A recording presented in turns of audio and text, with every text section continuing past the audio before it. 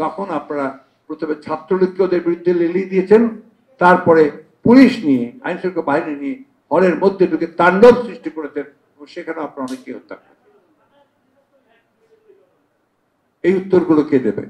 তারপরে তো ছাত্র রাস্তায় নেমেছে, তারপরে তো আপনার ছাত্রদের তখন আপনারা এইভাবে গুলি করে হত্যা করেছেন।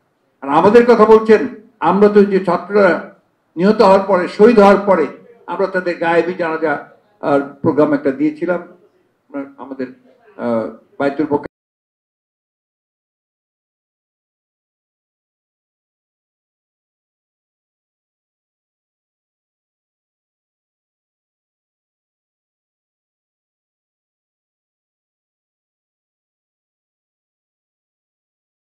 হেলিকপ্টার দিয়েছিলেন সেদিন, দিয়ে আপনারা সেই সমাবেশকে আপনারা পণ্ড করেছেন।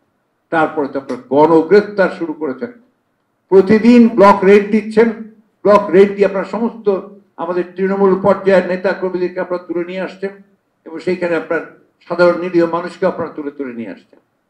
এবং এখন পর্যন্ত আমি যেটা দেখলাম যে আপনার এটা ঢাকা শহরেই প্রায় 9,000 ছাড়িয়ে গেছে।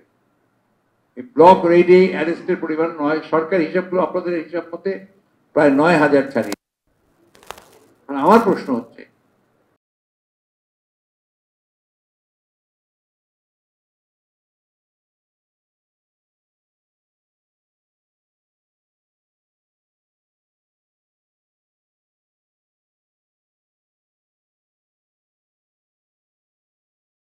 থেকে দূরে সবার কাজ করছে।